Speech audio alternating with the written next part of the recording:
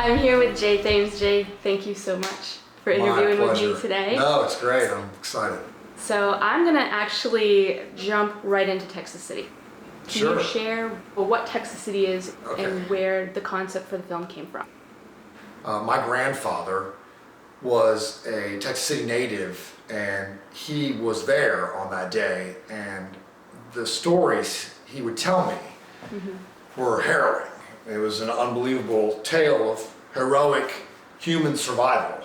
And the first time he ever told me this story, I remember it stunned me to such a degree that I asked him to repeat the story to me probably close to 500 times until he died. This is the most important project that I'll probably ever be involved with because it has to do with my family. And the genesis of the story comes from them. On April 16th, 1947, the largest man-made disaster in the history of the United States took place in Texas City when 2,000 tons of ammonium nitrate exploded and blew up the town. Over 600 people died. 2,700 people were injured. It was completely catastrophic to the entire town. They've never recovered. It's east of Houston on the Gulf of Mexico. It was like the perfect storm of multiple catastrophes all rolled up into one. And obviously you have this massive, huge explosion that sends an 8.0 earthquake through the town. So whomever wasn't in the wake of the blast was crushed in crumbling buildings. It knocked 2 airplanes out of the sky. It sunk ships. Then fires started everywhere, and there was a tidal wave because it displaced so much water. The ship, the grain camp that it was on, it cracked into 2, and then it was bobbing up and down into the harbor like a cork. So water was just 20-foot tidal waves were rushing inland and drowning people. And then while all this is going on, another ship with the same cargo lights on fire. That's the High Flyer. And it's just toxic smoke is pluming into the sky. And you know, in Texas, as you know, it's a rainy place down there, and it's covered with clouds, and it's kind of holding it in like a cape. So this toxic smoke is just accumulating, and then that rushes inland and kills more people. So it was like they couldn't escape. Once this explosion happened, and my grandfather, as humbly as I can say it, was a badass. Trying to save lives and reconnect people with their families and save the town that he was in love with. The conflict there obviously was extremely emotional, and it was the same when he told me the story. He would always get really emotional, and that's what grabbed me. And then I started interviewing people and putting them on tape and getting their stories, and I would go visit Texas City and take photos and do my own research. And by the time, you know, all this occurred and I started writing the script, it became very clear to me that this was going to be something that I would absolutely pour every fiber of my soul into in order to see it come to fruition. And now it looks like we're on track to do that. I would imagine production would start at some point in 2017. I want to just touch a little bit on acting, because you were a part of one of my all-time favorite shows, Sons of Anarchy, as Needles. And so tell me about that experience working with such a production. It was an awesome experience. Just an awesome collection of people. Super generous.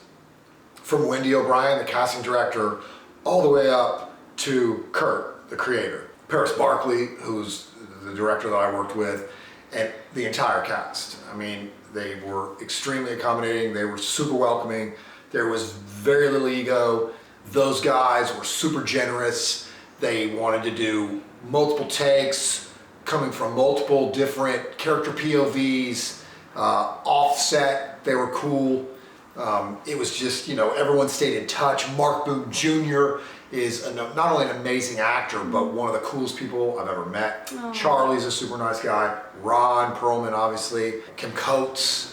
You can tell why the show was successful. I wasn't even a small part of it. I was like a minuscule part of that show and of that show's success. But that camaraderie, that sort of collegialism or that friendship reads on screen. Right. And their chemistry was, I think, one of the main reasons that show was as successful as it was. Sure, yeah.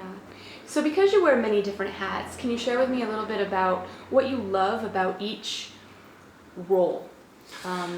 Yeah, for sure. Producing, Yes. writing, scripts, acting. I mean, you're bringing all these different pieces together.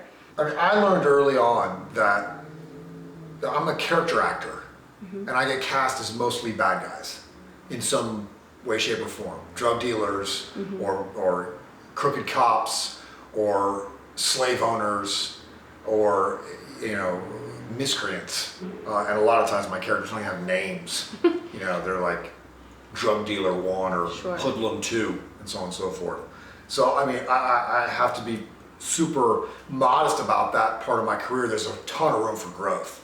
But what I love about acting is when you're doing that, you only have to focus on that.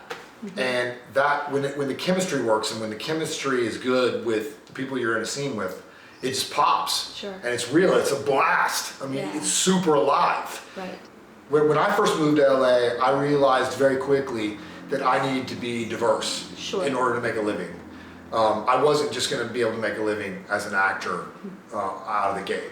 And a writing career is a series of peaks and valleys, but I love that sort of cerebral, solo, sitting down and figuring out what works in a story and emotionally engages me. Sure. And getting those pieces on paper, to me, is another different kind of rush. Yeah.